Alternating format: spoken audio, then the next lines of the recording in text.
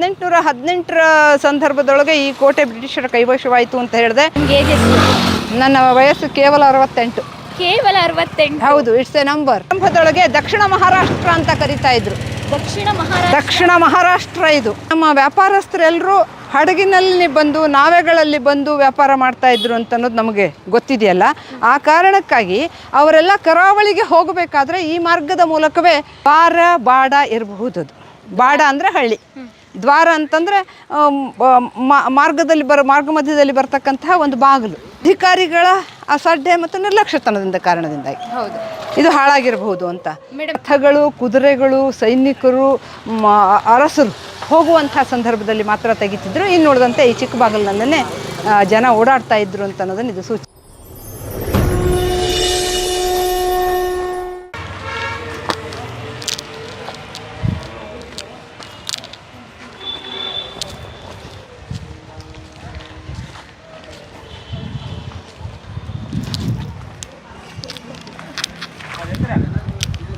ಒಳಗಡೆ ಹೋಗ್ಲಿಕ್ಕೆ ದಾರಿ ಇರ್ಲಿಕ್ಕಿಲ್ಲ ಅನ್ಸುತ್ತೆ ಈಗ. ಇಲ್ಲ, ಆವಾಗ ಮೆಟ್ಲುಗಳೆಲ್ಲ ಇರ್ತಿದ್ವು, ಮೇಲೆ ಹತ್ತಲಿಕ್ಕೆ ಮತ್ತು ಇಳಿಲಿಕ್ಕೂ ಕೂಡ ಅನುಕೂಲತೆಗಳಿದ್ವು. ಈಗ ಆ ದ್ವಾರಗಳನ್ನು ಮುಚ್ಚಿರುವಂಥದ್ದನ್ನು ನಾವು ಕಾಣ್ತಾ ಇದ್ದೀವಿ. ಮೇಲೆ ಹೇಗೆ ಹತ್ತಿರಪ್ಪ ನೀವು? ನಿಚ್ಚಣಿಕೆ ಇಟ್ಟೆ ಹತ್ತೋದಾ? ಒಳಗಡೆ ಮೆಟ್ಲೇನಿಲ್ಲ? ಮೊದಲಿದ್ವಾ? ಮೊದಲು ಇರಲಿಲ್ವಾ? ಇದ್ವು ಅನಿಸುತ್ತೆ. ಇವರಿಗೆ ಅದ್ರ ಬಗ್ಗೆ ಗೊತ್ತಿರ್ಲಿಕ್ಕಿಲ್ಲ. ಓಕೆ. ಮತ್ತೆ ಇಲ್ಲಿ ನೋಡಿ, ಇದು ಅವಾಗಿನ ಕಾಲದಲ್ಲೇ ಇದನ್ನ ಕಟ್ಟಿರೋದು. ಸ್ಟ್ರಕ್ಚರ್ ಎಲ್ಲ ನೋಡಿದ್ರೆ ಎಲ್ಲ ಗೊತ್ತಾಗುತ್ತೆ. ಇಲ್ಲಿ ಸೈನಿಕರು ಮತ್ತೆ ಕೋಟೆ ಕಾಯೋರು ಎಲ್ಲ ಒಂದು ರೆಸ್ಟ್ ಮಾಡೋ ಅಂತ ಸ್ಥಳ ಆಗಿರಬಹುದು. ಖಂಡಿತ. ಅದ್ರ ಜೊತೆಗೆ ಕಾಯುವವರು ಮೇಲೆ ಹತ್ತಿ ಅಲ್ಲಿ ಕಾಯುವಂಥದ್ದು. ಸಬ್ಸ್ಟಿಟ್ಯೂಟ್ಸ್ ಅಂತ ನಾವೇನು ಕರಿತೇವೆ, ಅವರಿಗೆ ವಿಶ್ರಾಂತಿ ಬೇಕಾದಾಗ ಅವರು ಕೆಳಗಿಳಿದು ಬರ್ತಿದ್ರು, ಇವ್ರ ಮೇಲೆ ಹೋಗಿ ಇರ್ತಿದ್ರು.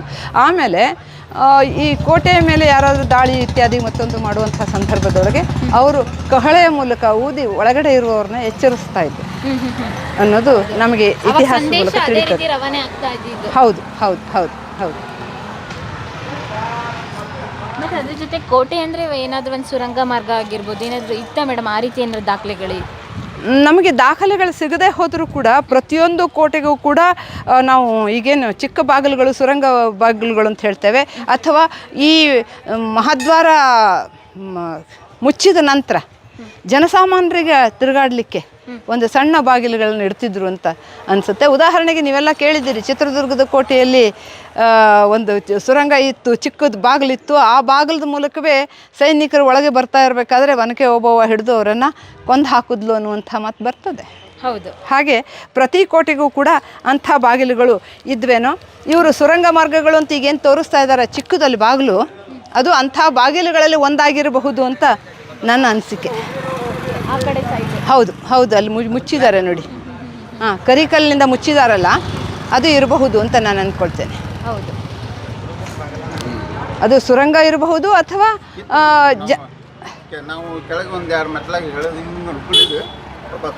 ಹೌದಾ, ಬಹುಶಃ ಅದು ಅವ್ರು ಹೇಳೋ ಹಾಗೆ ಸುರಂಗ ಇರಬಹುದು, ಅಥವಾ ಈ ರೀತಿ ಸರಿ ಸರಿ ಸರಿ ಓಕೆ. ಅಥವಾ ಈ ಬೇರೆ ರೀತಿ ಅಂದರೆ ಇದು ಇರಬಹುದು, ಅಥವಾ ಬೇರೆ ಇನ್ನೆಲ್ಲಾದರೂ ಆ ಥರದ ಚಿಕ್ಕ ಪುಟ್ಟ ಬಾಗಿಲುಗಳು ಇದ್ದು ಅವುಗಳ ಮೂಲಕ ಜನಸಾಮಾನ್ಯರು ರಾತ್ರಿ ಹೊತ್ತಿನಲ್ಲಿ ತಡವಾಗಿ ಒಳಗಡೆ ಎಂಟ್ರೆನ್ಸ್ ಪ್ರವೇಶ ಮಾಡಬೇಕು ಅಂತಾದರೆ ಆ ಬಾಗಿಲುಗಳ ಮೂಲಕ ಮಾಡ್ತಿದ್ರು ಅಂತ ತೋರ್ತದೆ. ಮೇಡಮ್, ಈ ಕೋಟೆ ಯಾವ ಕಾಲದಲ್ಲಿ ಸಂಪೂರ್ಣವಾಗಿ ವಿನಾಶ ಹೊಂದಿತ್ತು? ಯಾಕೆಂದರೆ ಅಷ್ಟು ನೋಡಿದ ಸ್ಟ್ರಕ್ಚರ್ ಆಗಿರ್ಬೋದು, ಹೆಬ್ಬಾಗುಗಳು ನೋಡಿದ್ರೆ ಎಷ್ಟು ಅದ್ಭುತವಾದಂಥ ವೈಭವಯುತವಾದಂಥ ಒಂದು ಕೋಟೆ ಇದು. ನಿಜ ನಿಜ. ಹಾಗೆ ಬಹುಶಃ 1818ರ ಸಂದರ್ಭದೊಳಗೆ ಈ ಕೋಟೆ ಬ್ರಿಟಿಷರ ಕೈವಶವಾಯಿತು ಅಂತ ಹೇಳಿದೆ. ಆದರೆ ಅದಕ್ಕಿಂತಲೂ ಮುಂಚೆನೇ ಈ ಮೇಲಾಟ ಏನಿದೆಯಲ್ಲ, ರಾಜಕೀಯ ಮೇಲಾಟಗಳು, ವಿಜಯನಗರದವರು, ಆದಿಲ್ ಶಾಹಿಗಳು, ಪೇಶ್ವೆ ಅವರು, ಹೈದರ್ ಅಲಿ ಅವರು, ಈ ರೀತಿ ಅವರವರ ಹೊಡೆದಾಟಗಳಲ್ಲೇ ಸ್ವಲ್ಪ ಸ್ವಲ್ಪ ಭಾಗ ನಶಿಸ್ತಾ ಹೋಗಿರಬಹುದು ಅಂತ ಅನ್ನಿಸ್ತದೆ. ಆಮೇಲೆ ಅವರು ಅದನ್ನು ಜೀರ್ಣೋದ್ಧಾರ ಮಾಡ್ತಿದ್ರು, ಇಟ್ಕೊಳ್ತಿದ್ರು. ಮುಂದೆ ಬ್ರಿಟಿಷರ ಕಾಲದೊಳಗೆ ಅದು ಬಹುಶಃ ಬದಲಾಗಿರಬಹುದು. ಅದು ಬಹುಶಃ ಹಲವಾರು ಕಾಲಘಟ್ಟಗಳಲ್ಲಿ ಸ್ವಲ್ಪ ಸ್ವಲ್ಪ ಪಾರ್ಟ್ ಹೋಗಿರ್ಬೋದು ಅಂತ ಅಂದ್ಕೊಳ್ತೀನಿ. ಅದಾದ ನಂತರ ಆ ಅರಸರು ಇರುವವರೆಗೂ ಈ ಊರನ್ನು, ಈ ಕೋಟೆಯನ್ನು ಭದ್ರವಾಗಿ ಕಾಯ್ದಿಡಬೇಕು ಅನ್ನುವಂಥ ವಿಚಾರ ಇತ್ತು. ಆದರೆ ಇದು 1818ರಲ್ಲಿ ಬ್ರಿಟಿಷರ ಆಳ್ವಿಕೆಗೆ ಸೇರಿ ಹೋಯಿತು ಅಂತ ಹೇಳಿದ್ನಲ್ಲ, ಅದಾದ ನಂತರ ಈ ಭಾಗಗಳು ನಶಿಸಿ ಹೋಗಿರಬೇಕು. ಒಂದು ಕಾಲನ ಕಾರಣದಿಂದಾಗಿ, ಎರಡನೇದು ಅಧಿಕಾರಿಗಳ ಅಸಾಧ್ಯ ಮತ್ತು ನಿರ್ಲಕ್ಷ್ಯತನದಿಂದ ಕಾರಣದಿಂದಾಗಿ ಹೌದು ಇದು ಹಾಳಾಗಿರಬಹುದು ಅಂತ. ಮೇಡಮ್ ಇಲ್ಲಿ ಡೋರ್ ಹಾಕೋದು ಅವಾಗ ನಾನು ಹೇಳಿದ್ನಲ್ಲ, ಲಾಳಗುಂಡಿಗೆ ಅಂತ ಇರ್ತಿತ್ತು. ಅದನ್ನು ದಪ್ಪದ ಕಟ್ಟಿಗೆ ಚೌಕು ಇರ್ಬೋದು ಅಥವಾ ವೃತ್ತಾಕಾರವಾಗಿರ್ಬೋದು, ಅದನ್ನು ಎಳೆದು ಆ ಕಡೆ ಒಂದು ಇದೇ ಥರದ್ದು ಓಪನಿಂಗ್ ಇರುತ್ತೆ, ಅದರಲ್ಲಿ ಸೇರಿಸ್ತಿದ್ರು. ನೋಡಿ ಕಟ್ಟಿಗೆ ಬಾಗಿಲು ಇವಾಗಲೂ ನೋಡ್ತಾ ಇದ್ದೀವಿ. ಇಲ್ಲಿ ಒಂದು ಬಾಗಿಲಿತ್ತು ಅನ್ನೋದಕ್ಕೆ ಇದೇ ಕಾರಣ. ಹೌದು, ಸಾಕ್ಷಿಯಾಗಿದೆ. ಒಂದು ಬಾಗಿಲು ಮಾತ್ರ ಉಳಿದಿದೆ, ಅಲ್ಲಿ ಇಡಿಯಾಗಿ ಅದು ಸ್ಟ್ರಕ್ಚರ್ ಉಳಿದಿದೆ. ಇಲ್ಲಿ ಅರ್ಧ ಮಾತ್ರ ಉಳಿದಿದೆ ಅಂತ ಅನಿಸ್ತದೆ, ಇನ್ನು ಅರ್ಧ ಹೋಗಿದೆ. ಈ ಭಾಗದ್ದಂತೂ ಪೂರ್ಣ ಹೋಗಿದೆ. ಹೌದು. ಮತ್ತೆ ಅದ್ರ ಪಕ್ಕದಲ್ಲಿ ಆ ಕಡೆ ಒಂದು ಬಾಗಿಲಿದೆ ನೋಡ್ಬೋದು. ಹಾಂ, ಹೌದು ಹೌದು ಹೌದು, ಚಿಕ್ಕ ಬಾಗಿಲು. ಡೋರ್ ಇದೆ. ಹೌದು, ಡೋರ್ ಇದೆ ಅಂತ ಹೇಳೋದಕ್ಕೆ ಅಲ್ಲಿ ನೀವು ಹೇಳ್ತೀರಲ್ಲ ಅಗ್ನಿ. ಅಲ್ಲೂ ಲಾಳಗುಂಡಿಗೆ ಹಾಕ್ಲಿಕ್ಕಿದೆ. ಆಮೇಲೆ ಬಾಗಿಲು ಮುಚ್ಚಲಿಕ್ಕೂ ಕೂಡ ಕಟ್ಟಿಗೆದಿತ್ತೇನೋ, ಈಗ ಅದು ಮಿಸ್ಸಿಂಗ್ ಇದೆ. ಹಾಗಾದ್ರೆ ಅರಮನೆಯಲ್ಲಿ ದ್ವಾರ ಬಾಗಿಲು ಜೊತೆಗೆ ಅಥವಾ ಕೋಟೆಗೆ ಒಂದು ಹೆಬ್ಬಾಗ್ಲು ಜೊತೆಗೆ ಅದು ಸಮೀಪನೇ ಇನ್ನೊಂದು ಚಿಕ್ಕ ಬಾಗಿಲು ಮಾಡ್ತಾ ಇದ್ರು. ಅಂದರೆ ಹೊರಗಡೆಯಿಂದ ಸೈನಿಕರ ದಾಳಿನೋ ಮತ್ತೊಂದು ಶತ್ರುಗಳು ದಾಳಿ ಮಾಡಬೇಕಾದ್ರೆ ಈ ದೊಡ್ಡ ಬಾಗಿಲನ್ನು ಹಾಕಿರ್ತಿತ್ತು, ಚಿಕ್ಕ ಬಾಗಿಲು ಹಾಕಿರ್ತಿತ್ತು. ಆದರೆ ಪ್ರತಿ ಬಾರಿಯೂ ಕೂಡ ಆನೆಯಿಂದ ತರಿಸೋದಾಗಲಿ ಅಥವಾ 10-12 ಜನ ಸೇರಿ ಮುಚ್ಚೋದಾಗಲಿ ಆಗೋದಿಲ್ಲ ಅನ್ನೋ ಕಾರಣಕ್ಕಾಗಿ ಬಹುಶಃ ಈ ಚಿಕ್ಕ ಬಾಗಿಲನ್ನು ಪಕ್ಕದಲ್ಲಿ ಇಡ್ತಾಯಿದ್ರು. ಅಂದರೆ ಈ ದೊಡ್ಡ ಬಾಗಿಲನ್ನು ರಥಗಳು, ಕುದುರೆಗಳು, ಸೈನಿಕರು, ಅರಸರು ಹೋಗುವಂಥ ಸಂದರ್ಭದಲ್ಲಿ ಮಾತ್ರ ತೆಗಿತಿದ್ರು. ಇನ್ನು ಉಳಿದಂತೆ ಈ ಚಿಕ್ಕ ಬಾಗಿಲಿನಲ್ಲೇ ಜನ ಓಡಾಡ್ತಾ ಇದ್ರು ಅಂತ ಅನ್ನೋದನ್ನು ಇದು ಸೂಚಿಸ್ತದೆ. ಹೌದು ಮೇಡಮ್, ನೀವು ಹೇಳಿದರೆ ಆಲ್ರೆಡಿ ಧಾರವಾಡ ಅಂತ ಹೆಸರು ಬರಲಿಕ್ಕೆ ಇಲ್ಲಿ ಅವರು ಅರಸರ ಹೆಸರು ಕಾರಣ ಆಗಿತ್ತಾ? ಇಲ್ಲ, ಯಾರ ಕಾರಣದಿಂದಾಗಿ ಆ ಹೆಸರು ಬಂತು ಅಂತ ಅನ್ನೋದು ಗೊತ್ತಿಲ್ಲ. ಆದರೆ ಊಹಿಸೋದೇನಿದೆ ಅಂತಂದರೆ, ಕೃಷಕ 1117 ಶಾಸನದಲ್ಲಿ ಧಾರವಾಡ ಅಂತಲೇ ಸ್ಪಷ್ಟವಾಗಿರೋದ್ರಿಂದ ಧಾರವಾಡ ಅಂತಿದೆ. ಅಂದರೆ ಬಹುಶಃ ದ್ವಾರ ಬಾಡ ಇರಬಹುದು. ಅದು ಬಾಡ ಅಂದರೆ ಹಳ್ಳಿ, ದ್ವಾರ ಅಂತಂದರೆ ಮಾರ್ಗ ಮಧ್ಯದಲ್ಲಿ ಬರ್ತಕ್ಕಂತಹ ಒಂದು ಬಾಗಿಲಿಗೆ ನಾವು ದ್ವಾರ ಅಂತೇವೆ. ವಾಡ ಬಾಡನೇ ವಾಡ ಆಗ್ತದೆ. ಬಾಡ ಅಂದರೆ ಹಳ್ಳಿ. ಕಾರಣ ಆ ಕಾಲದೊಳಗೆ ಒಂದರ್ಥದಲ್ಲಿ ಈ ವ್ಯಾಪಾರಸ್ಥರು ಹುಬ್ಬಳ್ಳಿ ಧಾರವಾಡಗಳ ಮೂಲಕನೇ ಕರಾವಳಿ ತೀರಕ್ಕೆ ಹೋಗ್ತಾ ಇದ್ರು ಅನ್ನೋದು ಒಂದು ಮಾರ್ಗ ಇತ್ತು. ಅವಾಗ ಇದು ಮಾರ್ಗ ಇತ್ತು. ಇದೇ ಮಾರ್ಗಗಳ ಮೂಲಕ ಅವ್ರು ಹೋಗ್ತಾ ಇದ್ರು. ಹಾಗಾಗಿ ಕನೆಕ್ಟ್ ಆಗ್ತಾ ಇತ್ತು ಮೇಡಮ್ ಈ ಮಾರ್ಗ, ಒಳನಾಡಿನಿಂದ ಹಿಡಿದು ಕರಾವಳಿಯವರೆಗೂ. ಯಾಕೆಂದರೆ ಈ ನಮ್ಮ ವ್ಯಾಪಾರಸ್ಥರೆಲ್ಲರೂ ಹಡಗಿನಲ್ಲಿ ಬಂದು, ನಾವೆಗಳಲ್ಲಿ ಬಂದು ವ್ಯಾಪಾರ ಮಾಡ್ತಾ ಇದ್ರು ಅಂತ ಅನ್ನೋದು ನಮಗೆ ಗೊತ್ತಿದೆಯಲ್ಲ. ಆ ಕಾರಣಕ್ಕಾಗಿ ಅವರೆಲ್ಲ ಕರಾವಳಿಗೆ ಹೋಗಬೇಕಾದ್ರೆ ಈ ಮಾರ್ಗದ ಮೂಲಕವೇ ಹೋಗ್ತಾ ಇದ್ರು ಅಂತ ಅನ್ನೋದು. ಅದಕ್ಕೆ ಮಾರ್ಗ ಮಧ್ಯದಲ್ಲಿ ಬರ್ತಕ್ಕಂತಹ ಹಳ್ಳಿ ಇದು ಧಾರವಾಡ ಆಯ್ತೇನೋ ಒಂದು ಕಾಲಕ್ಕೆ. ಇನ್ನೊಂದೇನಿದೆ ಅಂತಂದರೆ, ಬರೀ ವ್ಯಾಪಾರಸ್ಥರು ಪ್ರಾರಂಭಿಕ ಘಟ್ಟದಲ್ಲಿ ಬರ್ತಾಯಿದ್ರು. ಅದಾದಮೇಲೆ 12ನೇ ಶತಮಾನದೊಳಗೆ ಶರಣರೂ ಕೂಡ ಈ ಮಾರ್ಗದ ಮೂಲಕವೇ ಉಳುವಿಗೆ ಒಂದು ಗುಂಪು ಹೋಗಿದೆ ಅಂತ ಹೇಳ್ತಾರೆ. ಹಾಗಾಗಿಯೇ ಹುಬ್ಬಳ್ಳಿಯ ಉಣಕಲ್ ಕೆರೆ ಪಕ್ಕದಲ್ಲಿ ಇವತ್ತಿಗೂ ಚನ್ನಬಸವೇಶ್ವರ ದೇವಸ್ಥಾನ ಇದೆ ಅನ್ನೋದನ್ನು ನೀವು ನೋಡಬೇಕು. ಅಂದರೆ ಚನ್ನಬಸವಣ್ಣ ಮತ್ತು ಆತನ ತಾಯಿ ಅಕ್ಕನಾಗಮ್ಮ ಹಾಗೂ ಶರಣರು ಅವರೆಲ್ಲ ತಮ್ಮ ಜೊತೆಗೆ ಈ ತಾಳೆಗರಿಯ ವಚನಗಳ ಕಟ್ಟುಗಳನ್ನು ಹೊತ್ತುಕೊಂಡು ಕಲ್ಯಾಣದಿಂದ ಹಿಂದೆ ಸೈನ್ಯ ಬೆನ್ನಟ್ಕೊಂಡು ಬರ್ತಾ ಇರಬೇಕಾದ್ರೆ ಓಡ್ತಾ ಹೋಗಿ ಅವರು ಉಳುವಿಯ ಗುಡ್ಡಗಳನ್ನು, ಗವಿಗಳನ್ನು ಸೇರಿಕೊಂಡ್ರು ಅಂತ ಹೇಳ್ತಾರೆ. ಕಾರಣ ಧಾರವಾಡದ ಮೂಲಕವೂ ಕೂಡ ಕೆಲವು ಜನ ಶರಣರು ಹೋಗಿದ್ದಾರೆ ಅಂತ ಅನಿಸ್ತದೆ. ಹೌದು, ಅಂದರೆ ಕಲ್ಯಾಣ ಕ್ರಾಂತಿ ಆಯ್ತಲ್ಲ ಆ ಸಂದರ್ಭದಲ್ಲಿ. ಹೌದು. ಅದ್ರ ಜೊತೆಗೆ ಬ್ರಿಟಿಷರು ಬಂದ ನಂತರ ಧಾರವಾಡ ಸ್ವಾತಂತ್ರ್ಯ ಬರೋದಕ್ಕಿಂತ ಮುಂಚೆ ಆ ಕಾಲಘಟ್ಟದಲ್ಲಿ ಹೇಗಿತ್ತು? ಬಹುಶಃ ಅದು ಚಿಕ್ಕ, ನಾನು ಹೇಳಿದ ಹಾಗೆ ವೇಂಟೆ, ಧಾರವಾಡ ವೇಂಟೆ ಅಂತಿತ್ತು. ವೇಂಟೆ ಅಂತ ಅನ್ನೋದು ಒಂದು ಪ್ರಾದೇಶಿಕವಾದಂತಹ ಒಂದು ಪ್ರಾಂತ, ಕೆಲವು ಹಳ್ಳಿಗಳನ್ನ ಒಳಗೊಂಡಿರ್ತಕ್ಕಂಥ ಪ್ರಾಂತ.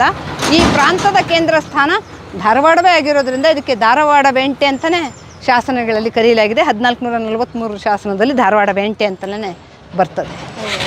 ಅಂದರೆ ಇದು ಆ ಕಾಲದಲ್ಲಿಯೂ ಕೂಡ ಇದು ದೊಡ್ಡ ನಗರವಾಗಿರಲಿಕ್ಕಿಲ್ಲ, ಆದರೆ ಒಂದು ವೇಂಟೆಯ ಕೇಂದ್ರ ಸ್ಥಾನವಾಗಿ ಬಹುಶಃ ದೊಡ್ಡ ಹಳ್ಳಿಯಾಗಿತ್ತು ಅಂತ ನಾವು ಹೇಳ್ಬೋದು ಅಷ್ಟೇ. ಹಾಗಾದರೆ ಬ್ರಿಟಿಷರು ಬಂದಾಗ ಇಲ್ಲಿ ಯಾವ ರೀತಿಯೆಲ್ಲ ಡೆವಲಪ್ಮೆಂಟ್ ಆಯಿತು? ರಾಜರ ಆಳ್ವಿಕೆಯಲ್ಲಿ ಒಂದು ರೀತಿ ಇರುತ್ತೆ. ಬ್ರಿಟಿಷರು ಬಂದಾಗ ಅವರು ಟೆಕ್ನಾಲಜಿ ಇರ್ಬೋದು, ಅವ್ರ ಆಡಳಿತ ಇರ್ಬೋದು, ನಮ್ಮ ರಾಜರಿಗಿಂತ ತುಂಬಾ ಮುಂದೆ ಇದ್ರು ಏನು ಟೆಕ್ನಾಲಜಿ ವಿಷಯಗಳಲ್ಲಿ. ಧಾರವಾಡ ಯಾವ ರೀತಿ ಮಾರ್ಪಾಡಾಯಿತು? ಧಾರವಾಡದ ಕೆಲವು ಸ್ವಾತಂತ್ರ್ಯ ಬರೋಕ್ಕಿಂತ ಮುಂಚೆ ಬ್ರಿಟಿಷರ ಅವಧಿಯಲ್ಲಿ ಏನಾಗ್ತದೆ, ಈ ಭಾಗ ಪ್ರಾರಂಭದೊಳಗೆ ದಕ್ಷಿಣ ಮಹಾರಾಷ್ಟ್ರ ಅಂತ ಕರಿತಾ ಇದ್ರು. ದಕ್ಷಿಣ ಮಹಾರಾಷ್ಟ್ರ ಇದು. ಈ ದಕ್ಷಿಣ ಮಹಾರಾಷ್ಟ್ರದ ಕೇಂದ್ರ ಸ್ಥಾನ ಮತ್ತು ಶೈಕ್ಷಣಿಕ ಸ್ಥಾನವಾಗಿತ್ತು ಧಾರವಾಡ. ಇಲ್ಲೆಲ್ಲ ಆಗ ಮರಾಠಿ ಶಾಲೆಗಳಿದ್ವು, ಮರಾಠಿ ಭಾಷೆಯೇ ರೂಢಿಯಲ್ಲಿತ್ತು.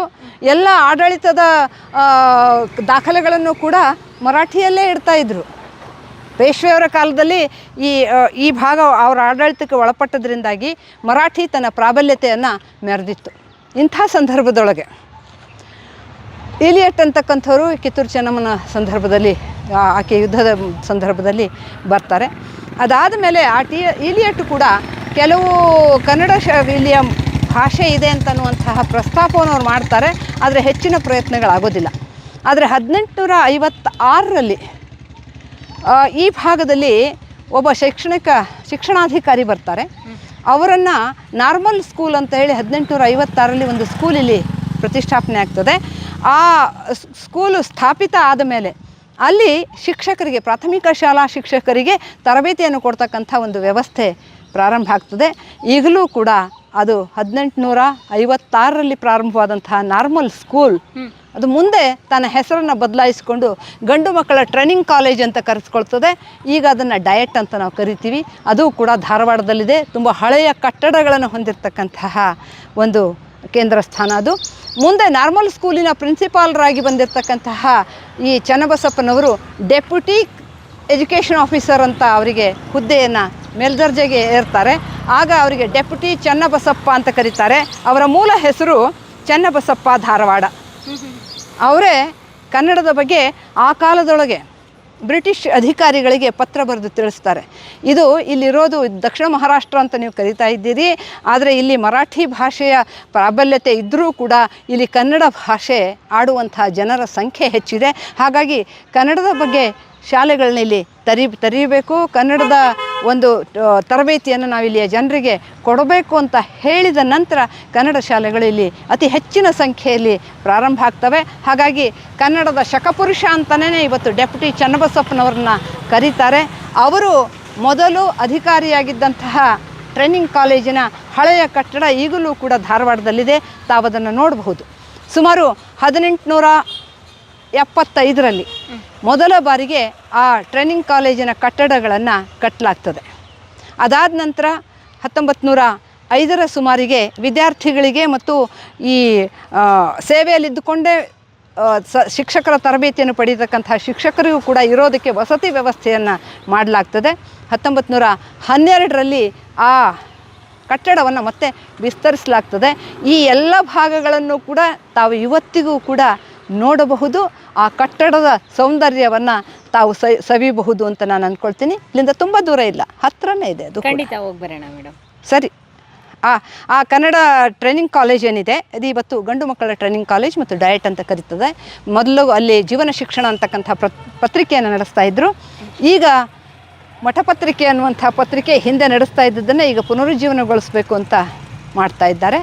ಅದು ಕೂಡ ನಡೀತಾ ಇದೆ. ಬಹಳಷ್ಟು ಜನ ಈ ಭಾಗದ ಕನ್ನಡದ ಪ್ರಾಥಮಿಕ ಶಾಲೆಯ ಎಲ್ಲ ಶಿಕ್ಷಕರು ತರಬೇತಿಯನ್ನು ಪಡೆದದ್ದು ಅಲ್ಲಿಯೇ ಅಂತ ಅನ್ನೋದನ್ನು ನಾವು ಗಮನಿಸಬೇಕು. ಜೊತೆಗೆ ಈ ಧಾರವಾಡಕ್ಕೆ ಒಂದು ಕಾಲೇಜ್ ಸ್ಥಾಪನೆ ಆಗಬೇಕು. ಯಾಕೆಂದರೆ ಕಾಲೇಜ್ ಪದವಿಗಾಗಿ ಓದತಕ್ಕಂಥವರೆಲ್ಲ ಪುಣೆಗೋ ಸಾಂಗ್ಲಿಗೋ ಆ ಕಡೆ ಮುಂಬೈ ಪ್ರಾಂತಕ್ಕೆ ಹೋಗುವಂಥ ಸಂದರ್ಭದಲ್ಲಿ ಇಲ್ಲಿ ಒಂದು ಪದವಿ ಕಾಲೇಜ್ ಆಗಬೇಕು ಅನ್ನುವಂಥ ಪ್ರಯತ್ನವನ್ನು ಮಾಡ್ತಾರೆ. ಮೊದಲ ಪ್ರಿನ್ಸಿಪಾಲರಾಗಿರ್ತಕ್ಕಂತಹ ಧಾರವಾಡಕರ್ ಡೆಪ್ಯೂಟಿ ಚನ್ನಬಸಪ್ಪ ನಂತರದ ಕಾಲಘಟ್ಟದಲ್ಲಿ ಬಂದಿರತಕ್ಕಂಥ ರೊದ್ದ ಶ್ರೀನಿವಾಸರಾಯರು ಮತ್ತು ಇವತ್ತು ನಾವು ಕರ್ನಾಟಕ ಲಿಂಗಾಯತ ಎಜುಕೇಷನ್ ಸೊಸೈಟಿ ಅಂತ ಏನು ಕರಿತಾ ಇದ್ದೀವಿ, ಬೆಳಗಾವಿಯ ಕೇಂದ್ರ ಸ್ಥಾನದಲ್ಲಿರೋದು KLE ಸೊಸೈಟಿ, ಅದನ್ನು ಸ್ಥಾಪನೆಗೆ ಮೂಲ ಕಾರಣರಾದಂಥವರು ಆ ಕಾಲದಲ್ಲಿ ಕಲೆಕ್ಟರ್ ಆಗಿದ್ದಂತಹ ಡೆಪ್ಯೂಟಿ ಕಲೆಕ್ಟರ್ ಆಗಿರ್ತಕ್ಕಂತಹ ಅರ್ಟಾಳ್ ರುದ್ರಗೌಡರು. ಈ ರೊದ್ದ ಶ್ರೀನಿವಾಸರಾಯರು ಪ್ರಿನ್ಸಿಪಾಲರಾದಂಥ ಸಂದರ್ಭದಲ್ಲಿ ಮತ್ತು ಈ ಅರ್ಟಾಳ್ ರುದ್ರಗೌಡರು ಡೆಪ್ಟಿ ಕಲೆಕ್ಟರ್ ಆಗಿರ್ತಕ್ಕಂಥ ಸಂದರ್ಭದಲ್ಲಿ ಮುಂದೆ ರೊದ್ದ ಶ್ರೀನಿವಾಸರಾಯರನ್ನು ಮೇಲ್ಮನೆಗೆ ಸದಸ್ಯತ್ವವನ್ನು ವಹಿಸ್ಕೊಳ್ತಾರೆ ಮುಂಬೈ ಪ್ರಾಂತಕ್ಕೆ. ಮೇಲ್ಮನೆಗೆ ಸದಸ್ಯರಾಗ್ತಾರೆ. ಆ ಸಂದರ್ಭದಲ್ಲಿ ಇಲ್ಲಿ ಒಂದು ಪದವಿ ಕಾಲೇಜ್ ಇರಬೇಕು ಅಂತ ಅವರು ಯೋಚನೆ ಮಾಡಿ ಪದವಿ ಕಾಲೇಜ್ ಸ್ಥಾಪನೆಗೆ ಕಾರಣರಾಗ್ತಾರೆ. ಆ ಪದವಿ ಕಾಲೇಜಿನ ಹೆಸರೇ ಕರ್ನಾಟಕ ಕಲಾ ಮಹಾವಿದ್ಯಾಲಯ.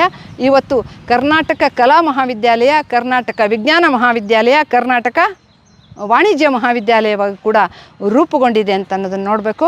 ಅದಕ್ಕೆ ಆ ಕರ್ನಾಟಕ ಕಾಲೇಜ್ ಇರ್ತಕ್ಕಂತಹ ಒಂದು ಕಟ್ಟಡ ಏನಿದೆಯಲ್ಲ, ಅದು ಕೂಡ ಸೌತ್ ರೈಲ್ವೇದ ಒಂದು ಆಫೀಸ್. ಅದು ತುಂಬ ಹಳೆಯ ಪಾರಂಪರಿಕ ಕಟ್ಟಡಗಳಲ್ಲಿ ಅದು ಕೂಡ ಧಾರವಾಡದಲ್ಲಿ ಒಂದು ಅನ್ನೋದನ್ನು ಗಮನಿಸಬೇಕು. ಅದರ ಬೀಜ ಮೊಳತದ್ದೇ ಈ ಗಂಡು ಮಕ್ಕಳ ಟ್ರೈನಿಂಗ್ ಕಾಲೇಜ್ನಲ್ಲಿ. ಮುಂದೆ ಅದು ಕರ್ನಾಟಕ ವಿಶ್ವವಿದ್ಯಾಲಯದ ಒಂದು ಸ್ಥಾಪನೆಗೂ ಕೂಡ ಕಾರಣವಾಯಿತು. 1949ರಲ್ಲಿ 50ರಲ್ಲಿ ಅದು ಅಫಿಲಿಯೇಟ್ ಆಯಿತು. ಆ 50ರವರೆಗೆ ಈಗಿರ್ತಕ್ಕಂಥ ಕರ್ನಾಟಕ ವಿಶ್ವವಿದ್ಯಾಲಯದ ಒಂದು ಕಟ್ಟಡ ಏನಿದೆಯಲ್ಲ, ಛೋಟಾ ಮಹಾಬಳೇಶ್ವರ ಅಂತ ಕರೆಸ್ತಕ್ಕಂತಹ ಪಾವಟೆ ನಗರದಲ್ಲಿರುವಂತಹ ಆ ಕಟ್ಟಡ ಕಟ್ಟುವವರೆಗೂ ಅದರ ಕೇಂದ್ರ ಸ್ಥಾನವಾಗಿದ್ದದ್ದು, ಅದರ ಎಲ್ಲ ಕ್ಲಾಸುಗಳು, ಸ್ನಾತಕೋತ್ತರ ಪದವಿ ವರ್ಗಗಳು ನಡೀತಾ ಇದ್ದದ್ದು ಇದೇ ಗಂಡು ಮಕ್ಕಳ ಟ್ರೈನಿಂಗ್ ಕಾಲೇಜಿನಲ್ಲಿ ಅಂತ ಅನ್ನೋದನ್ನು ನಾವು ಗಮನಿಸಬೇಕು. ಹೀಗಾಗಿ ಧಾರವಾಡ ಇವತ್ತು ವಿದ್ಯಾಕಾಶಿ ಅಂತ ಕರೆಸ್ಕೊಳ್ಬೇಕಾದ್ರೆ ಅದರ ಮೂಲ ಬೀಜಗಳು ಮೊಳತದ್ದು ಧಾರವಾಡದ ಗಂಡು ಮಕ್ಕಳ ಟ್ರೈನಿಂಗ್ ಕಾಲೇಜಿನಲ್ಲಿ ಅನ್ನುವಂಥ ಹೆಗ್ಗಳಿಕೆ ಇದೆ ಅನ್ನೋದನ್ನು ನಾವು ನೋಡಬೇಕಾಗ್ತದೆ. ಹೌದು. ಅಂದರೆ ಅಂದಾಜದು ಪರ್ಷಿಯನ್ ಭಾಷೆ ಯಾರ ಆಳ್ವಿಕೆ ಕಾಲದಲ್ಲಿ ಇತ್ತು ಮೇಡಮ್? ಆದಿಲ್ ಶಾಹಿಗಳು. ಪರ್ಷಿಯನ್ ಭಾಷೆ ಮತ್ತು ಅರಬ್ಬಿ ಭಾಷೆಗಳೇನಿದೆಯಲ್ಲ, ನಸ್ಕ್ ಮತ್ತು ನಸ್ತಾಲಿಕ್ ಅಂತ ಹೇಳ್ತಾರೆ ಅದು ಲಿಪಿಗಳಿಗೆ. ಭಾಷೆ ಪರ್ಷಿಯನ್ ಮತ್ತು ಅರಬ್ಬಿ, ಆದರೆ ಲಿಪಿ ಇರೋದು ನಸ್ಕ್ ಮತ್ತು ನಸ್ತಾಲಿಕ್ ಅಂತ. ಆ ಲಿಪಿಗಳಲ್ಲಿ ಬರೆದಿರ್ತಕ್ಕಂಥದ್ದು ಅದು. ಅಂದರೆ ಬಹುಶಃ ಈ ಕೋಟೆಯ ದ್ವಾರವನ್ನು ಯಾರ ಕಾಲದಲ್ಲಿ ಯಾವಾಗ ಹಾಕಿಸಲಾಯಿತು ಅಂತ ಅನ್ನೋದು ಅದರಲ್ಲಿ ಇರಬಹುದು ಅಂತ ನಾನು ಅಂದ್ಕೊಳ್ತೀನಿ. ನನಗೆ ಓದಕ್ಕೆ ಬರಲ್ಲ, ಬರಲ್ಲ. ಹಳೆಗನ್ನಡ ಶಾಸನಗಳೆಲ್ಲ ಕಂಪ್ಲೀಟ್ ಆಗಿ ಹೇಳ್ತೇನೆ. ಎಷ್ಟು ಶಾಸನಗಳನ್ನ ಅಭ್ಯಾಸ ಮಾಡಿದ್ದೀರಾ? ಯಾವ ಭಾಗದಲ್ಲಿ? ಉತ್ತರ ಕರ್ನಾಟಕ ಭಾಗದಲ್ಲೇ ನಾನು ಕೆಲಸ ಹೆಚ್ಚು ಮಾಡಿರೋದು. ಬೀದರ್ ಜಿಲ್ಲೆಯ 5 ತಾಲೂಕುಗಳ ಪ್ರತಿ ಹಳ್ಳಿಗಳನ್ನು ಕೂಡ ನಾನು ಪರಿವೀಕ್ಷಣೆ ಮಾಡಿ ಬೀದರ್ ಜಿಲ್ಲೆಯ ಶಾಸನಗಳ ಕೃತಿಯನ್ನು ಹೊರಗೆ ತಂದಿದ್ದೀನಿ. ಹಾಗೆಯೇ ಕಲಬುರಗಿ ಜಿಲ್ಲೆಯ ಶಾಸನಗಳು, ಸುರಪುರ ತಾಲೂಕಿನ ಶಾಸನಗಳು, ಹುಬ್ಬಳ್ಳಿ ತಾಲೂಕಿನ ಶಾಸನಗಳು, ಮುದ್ನೂರು ಮತ್ತು ಯಡ್ರಾಮಿಯ ಶಾಸನಗಳು ಅಂತಕ್ಕಂಥ ಕೃತಿಗಳು. ಅದರ ಜೊತೆಗೆ ಡಂಬಳ ಸಾಂಸ್ಕೃತಿಕ ಅಧ್ಯಯನ, ಲಕ್ಷ್ಮೇಶ್ವರ ಸಾಂಸ್ಕೃತಿಕ ಅಧ್ಯಯನ, ಲಕ್ಕುಂಡಿಯ ಶಾಸನಗಳು, ಇತ್ತೀಚೆಗೆ ಅಣ್ಣಿಗೆರೆಯ ಶಾಸನಗಳ ಸಾಂಸ್ಕೃತಿಕ ಅಧ್ಯಯನವನ್ನು ಹೊರಗೆ ತಂದಿದ್ದೀನಿ. ಹೇಗೆ ಮೇಡಮ್ ರಿಟೈರ್ಡ್ ಆದ್ರೂ ಕೂಡ ಇದರಲ್ಲಿ ತೊಡ್ಕೊಂಡಿದ್ದೀರಲ್ಲ?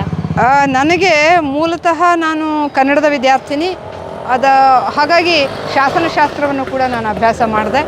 ಶಾಸನಗಳ ಕಡೆಗೆ ಒಂದಷ್ಟು ನನ್ನ ಒಲವು ಹೆಚ್ಚಿದ್ದರಿಂದಾಗಿ ಈ ಎಲ್ಲ ಭಾಗಗಳನ್ನು ಸುತ್ತಾಡಿ ಪ್ರತಿ ಹಳ್ಳಿಗಳಿಗೂ ಹೋಗಿ ಪರಿವೀಕ್ಷಣೆ ಮಾಡಿ ಅದರ ಪಡಿಯಚ್ಚನ್ನು ತೆಗೆದುಕೊಂಡು ಬಂದು ಅದನ್ನು ಓದಿ ಪ್ರಕಟ ಮಾಡ್ತಕ್ಕಂಥ ಒಂದು ಪ್ರಯತ್ನವನ್ನು ನಾನು ಮಾಡ್ತಾ ಬಂದಿದ್ದೀನಿ. ಓಕೆ, ತಪ್ಪು ತಿಳ್ಕೊಬೇಡಿ, ನಾನು ಒಂದು ಕ್ವಶನ್ ಕೇಳ ಆಗ್ಬೋದು?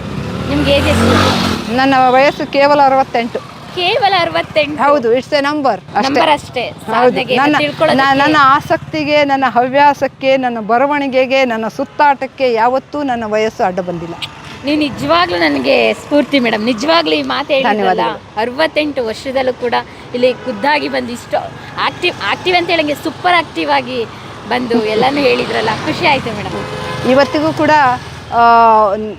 ನನ್ನ ಗುರುಗಳಿಗೂ ಮತ್ತು ಧಾರವಾಡದ ಹಲವಾರು ಜನ ಇತಿಹಾಸ ವಿದ್ವಾಂಸರಿಗೂ ನಾನೊಂದು ಬೆರಗು. ಅದನ್ನು ಓಪನ್ ಆಗಿ ತಮ್ಮ ಉಪನ್ಯಾಸಗಳಲ್ಲಿ ಅವರು ಅದನ್ನು ಹೇಳ್ತಾರೆ ಕೂಡ. ಹೌದು, ಯಾಕೆಂದರೆ ನೀವು ಇಷ್ಟು ಲವಲವಿಕೆಯಿಂದ ಆಕ್ಟಿವ್ ಆಗಿ ಇರ್ತೀರಲ್ಲ, ಅದಕ್ಕೆ ಅವರಿಗೆಲ್ಲ ಆಶ್ಚರ್ಯನೇ ಆಗುತ್ತೆ. ಬೆರಗನ್ನು ಮೂಡಿಸಿದ್ದೀರಾ ನೀವು. ಬನ್ನಿ, ಇಲ್ಲಿಂದ ಎಲ್ಲಿ ಕರ್ಕೊಂಡು ಹೋಗ್ತಾ ಇದ್ದೀರಾ? ಕನ್ನಡ ಗಂಡು ಮಕ್ಕಳ ಟ್ರೈನಿಂಗ್ ಕಾಲೇಜಿಗೆ. ಓಕೆ, ಹೋಗೋಣ ಬನ್ನಿ. ಅಥವಾ ಥ್ಯಾಕರೆ ಸಮಾಧಿಗೆ, ನೀವು ಯಾವ್ದು ಹೇಳ್ತೀರೋ ಅಲ್ಲಿ ಹೋಗೋಣ. ಬನ್ನಿ ಮೇಡಮ್, ನಿಮ್ಮಿಂದೆಲ್ಲ ಸ್ಟಾರ್ಟ್ ಆಗಿ. ಪ್ರಿಯ ವೀಕ್ಷಕರೇ, ನಮ್ಮ ಕರುನಾಡಿನ ಸಾಹಿತ್ಯ, ಸಂಸ್ಕೃತಿ, ವಿಶೇಷ ವ್ಯಕ್ತಿಗಳ ಸಂದರ್ಶನವನ್ನು ತಪ್ಪದೇ ವೀಕ್ಷಿಸಿ. ನಮ್ಮ ಚಾನಲ್ ಅನ್ನು ಸಬ್ಸ್ಕ್ರೈಬ್ ಮಾಡಿ, ಬೆಲ್ ಐಕನ್ ನ ಕ್ಲಿಕ್ ಮಾಡಿ, ನಿಮ್ಮ ಅಭಿಪ್ರಾಯವನ್ನು ತಪ್ಪದೇ ತಿಳಿಸಿ. ಡಿಜಿಟಲ್ ಮಾಧ್ಯಮ ಎಲ್ಲಾ ಸಾಮಾಜಿಕ ಜಾಲತಾಣದಲ್ಲೂ ಲಭ್ಯವಿದೆ. ಸ್ವತಂತ್ರ ಪತ್ರಿಕೋದ್ಯಮವನ್ನು ಬೆಂಬಲಿಸಿ. ಧನ್ಯವಾದಗಳು.